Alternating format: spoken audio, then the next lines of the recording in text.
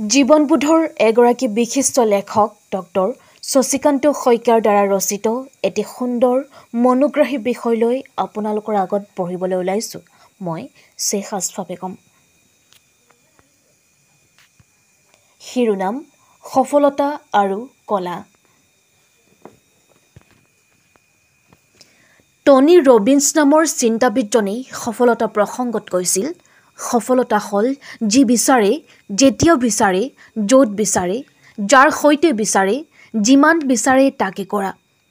এই সুন্দৰ কথাকেইটাই জীৱনত সফলতা কি, সফলতা কাৰ ওপৰত নিৰ্ভৰ কৰে, কেনেকৈ সফলতা কঢ়িয়াই আনিব পাৰি তাৰ ব্যাখ্যা আগবঢ়াইছে।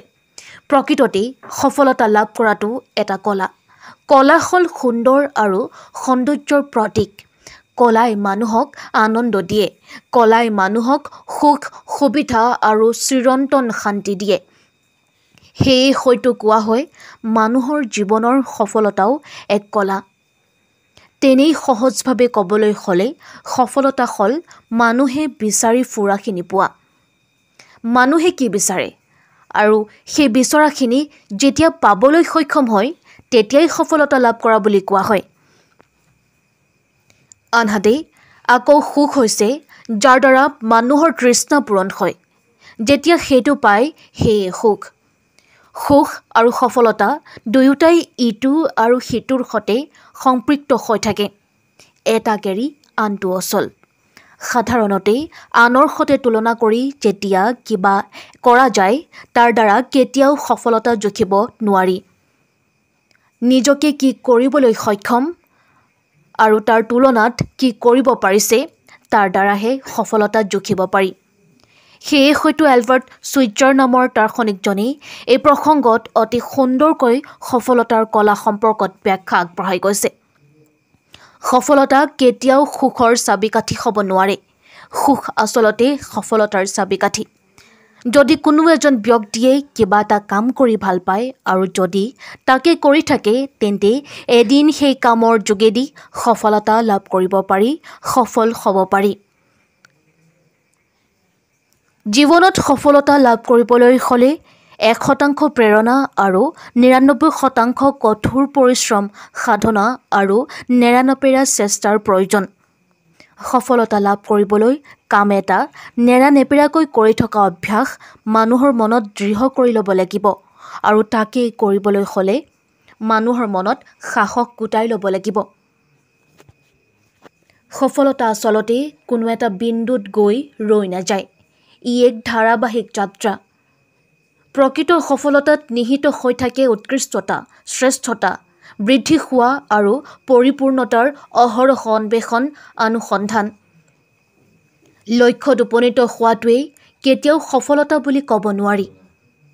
বৰঞ্চ অহৰহ নিজে বিকাশ কৰি গৈ থকা, শিকি থকা, বুজি থকা, পৰিৱৰ্তন আনি থকা প্ৰক্ৰিয়াটোৱেই হ'ল সফলতাৰ উদ্দেশ্য। জীৱনত সফলতাক কলা বুলি কোৱা হয়। এই কাৰণেই যে সফলতাত সুন্দৰতা থাকে, সৌন্দৰ্য থাকে। মনৰ সুন্দৰতা, মনৰ সৌন্দৰ্যই মানুহক সফল কৰি তোলাত সহায় কৰে। পৃথিৱীত এনে কিছু মানুহ দেখা পোৱা যায় যিসকলৰ কোনো মনৰ সৌন্দৰ্য নাথাকে, জীৱনৰ সৌন্দৰ্য নাথাকে। মনৰ, অন্তৰৰ, হৃদয়ৰ সুন্দৰতাই মানুহৰ জীৱনক সফল কৰি তোলাত, জীৱনত আগুৱাই গৈ থকাত সহায় কৰে। ইয়াৰ বাবে প্ৰয়োজন জীৱনৰ উদ্দেশ্যৰ স্পষ্টতা। প্ৰকৃততে মানুহজনে কি বিচাৰে সেয়া নিজেই জনাটো প্ৰয়োজন। এটা স্পষ্ট দৃষ্টিভংগী থাকিলেই নিজৰ উদ্দেশ্যৰ অভিমুখে আগুৱাই যোৱাত সহায় হয়। সদায় প্ৰশ্ন কৰা উচিত, এজন মানুহক কোনটো কামে উত্তেজিত কৰি তুলিব পাৰে, কোনটো কামত আত্মসন্তুষ্টি থাকে আৰু কোনটো কামৰ দ্বাৰা জীৱনত প্ৰভাৱ পেলাব পাৰি। মানুহৰ জীৱনত সফলতা লাভ কৰিবলৈ কেৱল প্ৰতিভা থাকিলেই সেয়া সম্ভৱ নহয়। আপোনালোকলৈ বিশেষ অনুৰোধ, আপোনালোকে এই ভিডিঅ'টো লাইক, কমেণ্ট আৰু শ্বেয়াৰ কৰে যেন। প্ৰতিভাৰ সৈতে প্ৰয়োজন কঠোৰ অনুশাসন আৰু পৰিশ্ৰমৰ। অনুশাসনৰ সমান্তৰালভাৱে ধাৰাবাহিক প্ৰচেষ্টাৰ ফলত মানুহৰ জীৱনলৈ আপোনা আপুনি সফলতা নামি আহে। জীৱনৰ যিকোনো দিশতেই নহওক, সেয়া শিক্ষাও হ'ব পাৰে, স্বাস্থ্যও হ'ব পাৰে, ব্যৱসায়ো হ'ব পাৰে, ক্ৰীড়াও হ'ব পাৰে। সকলোতে মহান সফলতা লাভ কৰিবলৈ কঠোৰ অনুশাসন, কঠোৰ পৰিশ্ৰম, পুৱা শুই উঠি চকু মেলাৰ পৰা আৰম্ভ কৰি ৰাতি শুৱালৈকে অব্যাহত ৰাখিব লাগিব। এনে যাত্ৰাত মানুহে বিফল হ'ব পাৰে, বিফলতাৰ সন্মুখীন হ'ব পাৰে, বিফলতাৰ দিশে যাত্ৰা আগুৱাই যাব পাৰে। সেই বিফলতাৰ পৰাও মানুহে জীৱনত শিকিবলৈ, বুজিবলৈ চেষ্টা কৰি সফলতাৰ যাত্ৰাত ইয়াক অন্তৰ্ভুক্ত কৰিব পাৰে। সফল হোৱা আৰু সফল নোহোৱাৰ মাজত পাৰ্থক্য হ'ল জীৱনৰ ভাৰসাম্যতা। বিফলতাৰ পিছত, বিপৰ্যয়ৰ পিছত উঠিব পৰা, আগুৱাই যাব পৰা, প্ৰত্যাহ্বানৰ সৈতে খাপ খাব পৰা এক ক্ষমতা, প্ৰেৰণা নিজৰ মাজতে সৃষ্টি কৰাৰ প্ৰয়োজন। ইয়াৰ বাবেই প্ৰয়োজন হয় অবিৰত নেৰানেপেৰা শিক্ষণ পদ্ধতি। পৃথিৱীখন দ্ৰুতগতিত আগুৱাই গৈ আছে, সলনি হৈয়ে আছে। ইয়াৰ বাবে প্ৰয়োজন শিকি থকাৰ, বুজি থকাৰ মাজেৰে আগবাঢ়ি যোৱাৰ মানসিকতা। জীৱনত সফলতা লাভ কৰিবলৈ হ'লে নতুন নতুন গ্ৰন্থ অধ্যয়ন কৰিব লাগিব, নতুন নতুন ধাৰণাৰ অন্বেষণ কৰিব লাগিব। নিজকে আগুৱাই নিয়াৰ বাবে নিজেই অনুপ্ৰাণিত হৈ শিকি থাকিব লাগিব আৰু শিকাৰ মানসিকতা গঢ়ি তুলিব লাগিব। ইতিবাচক শিকাৰ মানসিকতাই মানুহক আত্মবিশ্বাসী কৰি গঢ়ি তোলে। আনে যেতিয়া বিশ্বাস কৰিবলৈ এৰে, তেতিয়া তেনে সন্ধিক্ষণতো জীৱনত নিজৰ ওপৰত বিশ্বাস কৰিবলৈ এৰি দিয়া উচিত নহয়। নিজৰ ওপৰতে বিশ্বাস নথকা মানুহে কেতিয়াও সফলতাৰ শিখৰত আৰোহণ কৰিব নোৱাৰে। সঁচা অৰ্থত ক'বলৈ গ'লে আত্মসন্দেহ হ'ল এটা মনৰ বিকাৰ, ৰোগ, যিয়ে সফলতাত বাৰে বাৰে বাধা দিয়ে।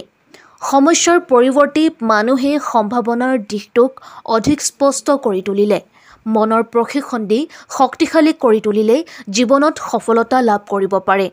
ইতিবাচক মনোভাৱে মানুহৰ মনলৈ সৃষ্টিশীলতা, প্ৰেৰণা আৰু দায়িত্ব লোৱাৰ সাহসক ইন্ধন যোগায়। প্ৰকৃত সফলতাৰ মাজত নিহিত হৈ থাকে সততা, দয়া, ক্ষমা আৰু আনক ভাল পোৱাৰ মানসিকতা। আনক সফলতা লাভ কৰাত সহায় কৰাৰ মানসিকতাই নিজৰ সফলতাকো বহুগুণে সহায় কৰে, নিজৰ সফলতাত বৃদ্ধি ঘটায়। সেয়ে হয়তো কোৱা হয়, সফলতা এক কলা। ই কেতিয়াও ভাগ্যৰ ওপৰত নিৰ্ভৰ নকৰে আৰু সফলতা কেতিয়াও জীৱনৰ চমু পথ হ'ব নোৱাৰে। সফলতাৰ বাবে দৃষ্টি, সৃষ্টি, মানসিকতা, প্ৰচেষ্টা আৰু অধ্যৱসায়ৰ নিৰন্তৰভাৱে প্ৰয়োজন। পৃথিৱীত ইতিবাচক প্ৰভাৱ পেলাই এজন ব্যতিক্ৰমী ব্যক্তিৰ শ্ৰেষ্ঠ সংস্কৰণ হিচাপে নিজকে পৰিচয় দিবলৈ সফলতাৰ বাবে সঁচাকৈ প্ৰয়োজন ইতিবাচক মানসিকতা। আৰু সেই ইতিবাচক মানসিকতাই জীৱনক কলালৈ, সফলতাক কলালৈ ৰূপান্তৰ কৰে। সফলতাৰ বাবেই সপোন দেখিব লাগিব, কঠোৰ পৰিশ্ৰম কৰিব লাগিব আৰু শক্তিশালী মন এটাৰ অধিকাৰী হ'ব লাগিব। সফলতা লাভ কৰিবলৈ নিজৰ ওপৰত বিশ্বাস ৰখাটো উচিত। আশা কৰোঁ আপোনালোকে এই লেখা সুন্দৰকৈ উপভোগ কৰিলে। পৰৱৰ্তী সময়ত পুনৰ এটি নতুন সুন্দৰ বিষয় লৈ আপোনালোকৰ মাজত উপস্থিত হ'ম। শ্ৰোতাবৃন্দসকল, আপোনালোকলৈ পুনৰবাৰ এটি বিশেষ অনুৰোধ, আপোনালোকে এই ভিডিঅ'টো লাইক, কমেণ্ট আৰু শ্বেয়াৰ কৰিবলৈ নাপাহৰে যেন। ধন্যবাদ।